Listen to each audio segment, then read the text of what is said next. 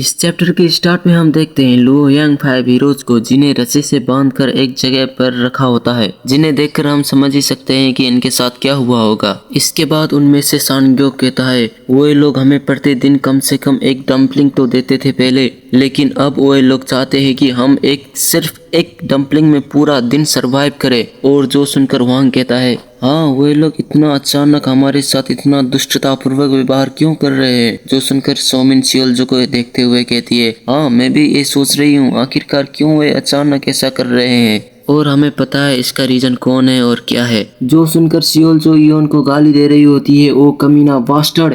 तभी उस कमरे का दरवाजा खुलता है और बाहर से उन्हें योमयोंग हंसते हुए कहता है एक अच्छी खबर है तुम लोगों के लिए गाइस, तुम लोगों ने अब तक बहुत हार्ड टाइम सहा है, लेकिन अब अंततः तुम्हारे लिए फिरौती मिल गई है, तो अब तुम यहाँ से जा सकते हो। इसलिए अब तुम लोग एक एक करके बाहर निकलो हमारे प्यारे महान लुओ यांग 5 हीरोज। जो सुनकर तो सभी के फेस में खुशी से मुस्कुराहट निकलती है। फाइनली अब हम इस नर्क से बाहर जा पाएंगे। इसके बाद हम देखते हैं पैसे से भरे 5 बक्से को जिन्हें लुओ यांग 5 हीरोज को छुड़ाने के लिए उनके परिवार के लोग लाए होते हैं। और हम देखते हैं लुओ यांग 5 हीरोज के परिवारों को जिन्हें ये बुड्ढा हेवन सेक्ट का एक एल्डर ली उन हो लीड कर रहा होता है। और सभी के परिवार ने अपने अपने रिप्रेजेंटेटिव को भेजा होता है। अब क्योंकि मुबाइक वारियोंग मैनर से दूर है, इसलिए उसके छोटे भाई इयोन संगबाइक को इस पार्टी में शामिल किया गया और उसे हम देख ही सकते हैं जो इयोन को देख रहा होता है। और इस तरह 10 साल से भी ज्यादा समय के बाद उसकी मुलाकात अपने सौतेले भाई इयोन जोखा से हुई, लेकिन वारियोंग मैनर में अभी तक किसी को भी इसका एहसास नहीं हुआ।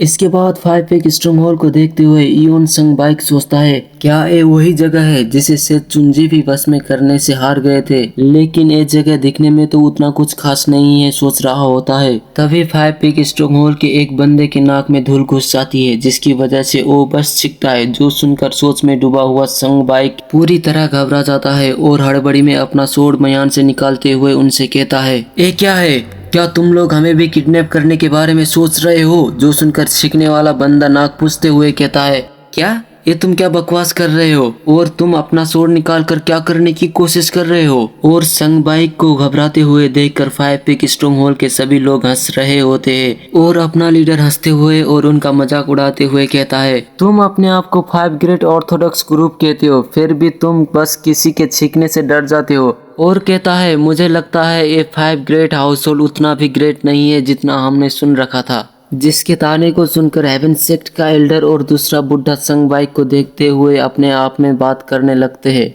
जहां पर एल्डर कहता है मुझे यकीन नहीं हो रहा कि इसकी वजह से इन बैंडिट के द्वारा हमारा मजाक उड़ाया जा रहा है, ये बहुत ह्यूमिलेटिंग है। और दूसरा बुढ़ा कहता है क्या ये छोटा लड़का वारियोंग मैनर के रिप्रेजेंटेटिव के रूप में बस एकमात्र विकल्प था। और इधर ये सब सुनकर संगबाइक घबराते हुए और एक्टिंग करते हुए 8 इमोर्टल सेक्ट यानी वांग डोंगयोक के रिप्रेजेंटेटिव से कहता है हे वांग तुम्हें अपनी सोड इतनी आसानी से नहीं निकालनी चाहिए। जो सुनकर वो कहता है लेकिन मैंने तो अपना सोड इसलिए निकाला क्योंकि मैंने तुम्हें ये करते हुए देखा था। और इधर इयोन संगबाइक को ऐसा करते हुए देखकर इयोन सोचता है ये सिबलिंग तो वैसे ही है जैसे पहले थे, बिल्कुल भी चेंज नहीं है। और इसके बाद तभी वहाँ पर योमयोंग लुओ यांग 5 हीरोज को लाते हुए उनसे कह रहा होता है जल्दी चलो अब तुम्हारे घर वापस जाने का समय हो गया है। और फिर लुओ यांग 5 हीरोज को ऐसी हालत में देखकर उनके रिप्रेजेंटेटिव चौंक जाते हैं और एल्डर कह रहा होता है रुको जरा, ये लोग इतने टेरिबल क्यों दिख रहे हैं।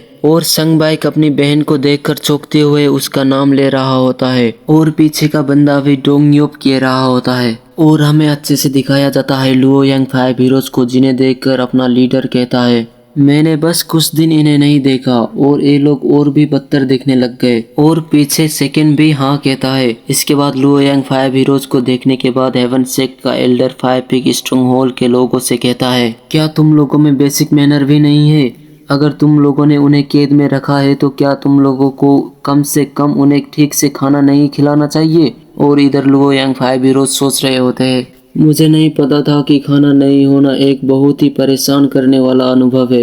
इसके बाद एल्डर की बातों को सुनकर कान खुजाते हुए इयोन कहता है तुम इसको इतना बड़ा क्यों बना रहे हो? ये ऐसा तो नहीं है कि कोई भूख से मर गया है। सच में तुम जैसे बुढ़े लोग बहुत बड़ी परेशानी है और यहाँ पर बेसिक मैनर किसके पास नहीं है। ये एरोगेंट लुओ यांग 5 हीरोज अपनी स्वॉर्ड निकालकर अचानक हमारे स्ट्रॉन्ग होल्ड में घुस गए और हमारे लोगों का नुकसान पहुंचाने की कोशिश की। तो ऐसे लोगों के लिए हमें किस तरह के बेसिक मैनर का पालन करना चाहिए? जो सुनकर एल्डर कुछ कह नहीं पाता। फिर इयोन लुओ यांग 5 हीरोज को दिखाते हुए अपनी बात कंटिन्यू करते हुए कहता है, इन लोगों ने हमारे लोगों का नुकसान पहुंचाने की कोशिश करने के बावजूद न केवल हमने उनकी जान बख्शी, हमने उनके सिर पर सोने के लिए छत और खाना भी प्रोवाइड करवाया ताकि ये सब मर ना जाए। और अपनी एनर्जी रिलीज करते हुए कहता है, और अगर फिर भी तुम्हें कोई कंप्लेन है तो यहाँ मेरे पास आओ और मुझसे बात करो। जो सुनकर और इयोन की एनर्जी को देखकर एल्डर सोचता है, इस घमंडी लड़के के चारों ओर एक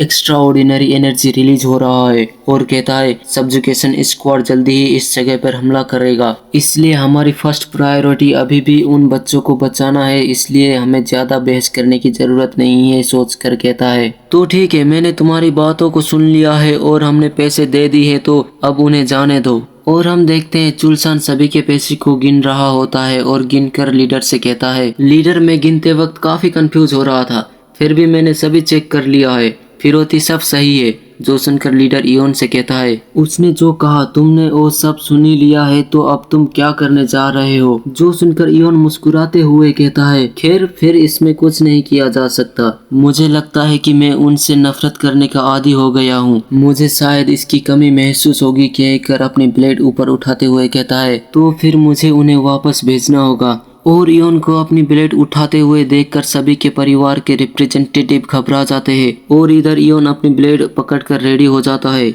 जिसे देखकर लीडर भी घबरा जाता है क्योंकि उन्हें लग रहा होता है कि इयोन लुओ यांग 5 हीरोज को मारने जा रहा है। इसके बाद इयोन लुओ यांग 5 हीरोज पर अटैक करके आगे आ जाता है, जिसे देखकर लग रहा होता है लुओ यांग 5 हीरोज का खेल खत्म हो गया है, लेकिन ऐसा नहीं हुआ होता है। इयोन ने तो बस बहुत जल्दी में लुओ यांग 5 हीरोज के रस्सी को काटा होता है, जो रियलाइज करके लुओ यांग 5 हीरोज सोचते हैं, उसने इतनी बड़ी शॉट का यूज किया, वो भी इतनी जल्दी, और उसने केवल हमारी रस्सी को ही काटा, असल में वो कितना स्ट्रॉन्ग है। इसके बाद हम इयोन को देखते हैं जो उन लोगों को मुस्कुराते हुए देख रहा होता है, जो देखकर वो लोग कहते हैं, अब वो क्या करने जा रहा है, वो इस तरह की स्माइल क्यों दे रहा है। इसके बाद हम देखते हैं इयोन को जो अपनी ब्लेड से उन्हें मारने के लिए जा रहा होता है, जो देखकर इन तीनों की फट जाती है और कहते हैं, क्या वो इस शॉट से हमें मारने जा रहा है। इसके बाद इयोन अपनी ब्लेड की साइड से उन लोगों के पीछे मारकर उन्हें अपनी जगह से बाहर उनके लोगों के पास भेज देता है और वो लोग रो रहे होते हैं। और फिर इयोन शियोल्जो और सोमिन को देखकर कहता है, तो ठीक है, अब तुम लड़कियों के लिए भी घर वापस जाने का समय आ गया है। जो सुनकर और इयोन को देखकर दोनों घबरा जाते हैं और शियोल्जो कहती है, नहीं नहीं, तुम्हें हमें भेजने की जरूरत नहीं है,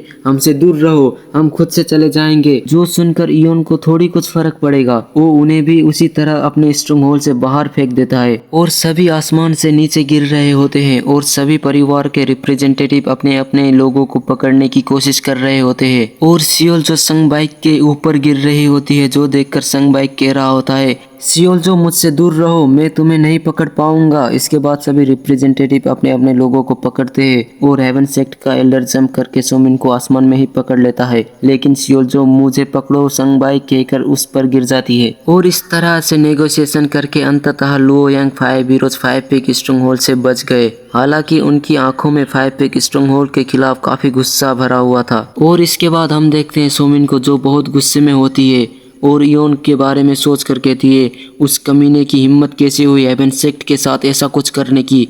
और इसी के साथ ये एक भविष्य की घटना का कारण बन गया जो बाद में घटित होगी। और हाँ, इस घटना के बारे में हमें बाद में ही पता चलेगा, क्योंकि इस घटना के बारे में अभी कुछ नहीं कहा गया है। और इसी के साथ ही ये चैप्टर खत्म हो जाता है।